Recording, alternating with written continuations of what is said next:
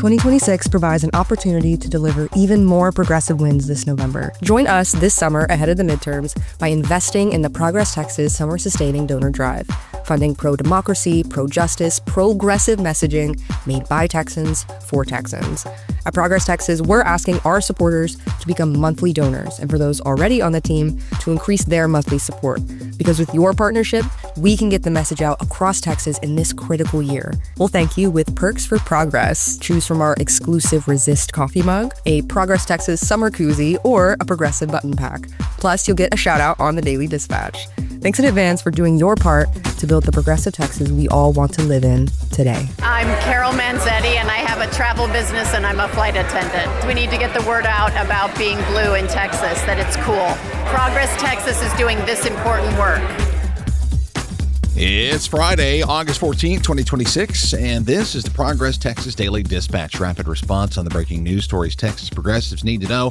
I'm Chris Mosier, and we can't do what we do without your support. Huge thanks to Jesse Bowie, Jeffrey Lehrman, and Steve Lemons for their ongoing sustaining partnership.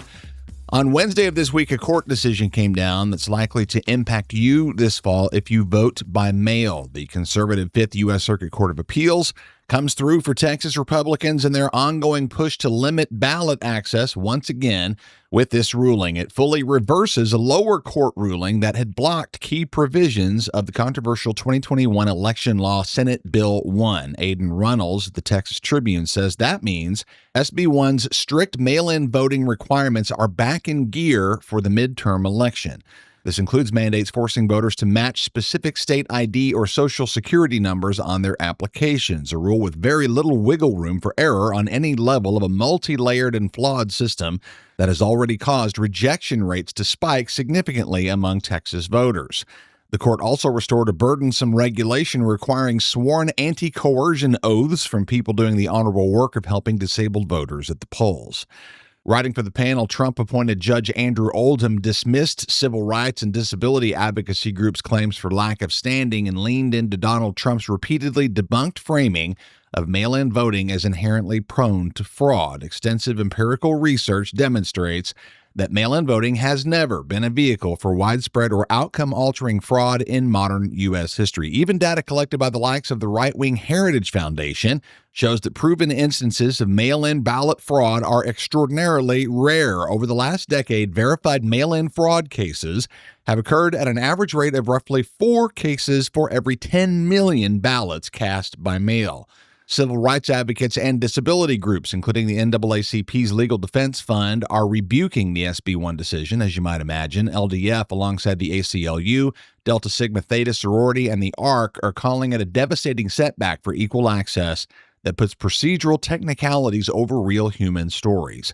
Over 3 million eligible voters with disabilities live in Texas, including 14% of Black adult Texans, who are more likely than white Texans to live with a disability, and their advocates emphasize that enforcing these discriminatory barriers just months before November will directly suppress turnout and force these vulnerable voters to navigate unnecessary and potentially dangerous obstacles in order to exercise their fundamental constitutional right to vote. Republicans do not believe in democracy. They only believe in power.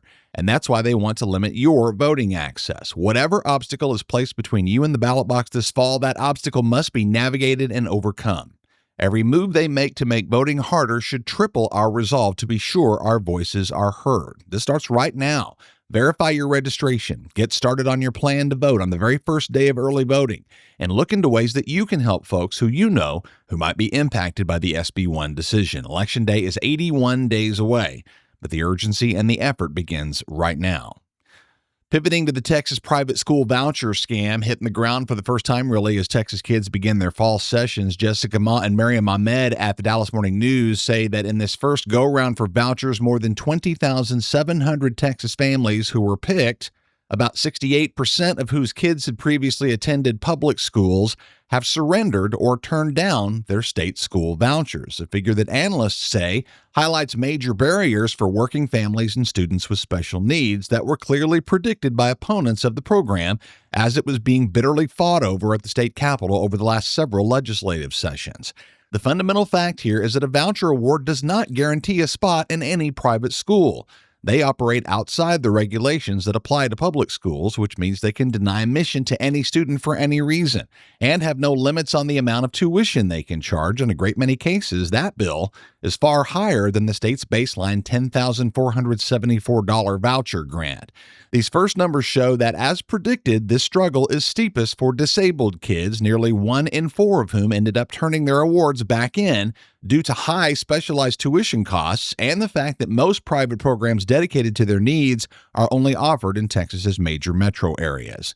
We saw all this coming, just this one piece of data, numbers showing students who were picked but then could not use their vouchers, reveals a system that by design leaves our most vulnerable kids out in the cold. Beyond that, at least so far, it's hard to get a full picture of where the voucher program stands, and that too is by design. David DeMatthews, professor of education at UT Austin, in an op-ed for the San Antonio Express-News, says Texas's first official demographic report on its new private school voucher program is a prime example of what he calls transparency theater. Loads and loads of slick-looking charts and graphs and tables that don't really paint a clear picture. The newly released data buries critical facts to obscure which Texas families are actually seeing the initial benefits of the program. Out of the roughly 248,000 eligible applicants, the essential figures regarding the roughly 85,000 students with funded accounts is hidden under complex administrative categories. And the report relies on vague federal poverty percentage brackets rather than providing clear household income numbers, lumping together families earning under $33,000 a year with those making up to $66,000. This first report from the state also fails to clarify a key metric, whether and which voucher recipients previously attended public schools versus those who were already enrolled in private institutions, for whose families this program is essentially a taxpayer-funded subsidy. Again, all of this is by design. By omitting cross-tabulated data on income, disability severity, and prior enrollment, state officials have left analysts and taxpayers unable to assess if public funds are truly expanding access or simply subsidizing affluent Texas families. We believe those facts will eventually emerge, and we will be waiting. This morning, Friday, August 14th, we invite you to join Progress Texas and Civitech for a live podcast taping with Democratic leaders during the final DNC meeting in Austin before the midterm. Civitech CEO Jeremy Smith, Progress Texas Executive Director Kathleen Thompson, South Carolina Democratic Party Chair Crystal Spain, and Texas Democratic Party Chair Kendall Scudder will gather to discuss how today's technology can be harnessed to expand voter participation for 2026 and beyond. Our podcast taping at Antone's in downtown Austin this morning at 11:30 a.m., Friday the 14th, is free to attend and is made possible by Civitech, Charles Zeller, John Cotter, Valerie DeBille, Donna Tabrizi, Yasmin Simon, and the Honorable Steve Adler, and his new book, Hot Seat, Hot City, which is out August 25th. By the way, watch for a conversation with Mayor Adler coming to this podcast feed over this weekend.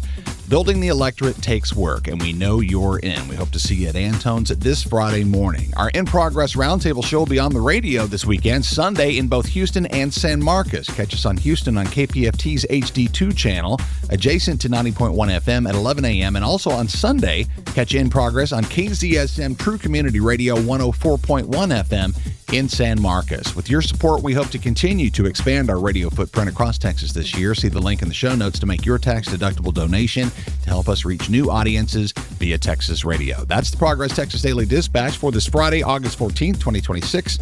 Links to all these original stories can be found in our show notes. Learn more about what we do and how you can get involved at progresstexas.org. I'm Chris Mosier. Thanks for listening. Have a great day. Hope to see you at Antone's. Have a great weekend. We'll catch you again here on Monday morning.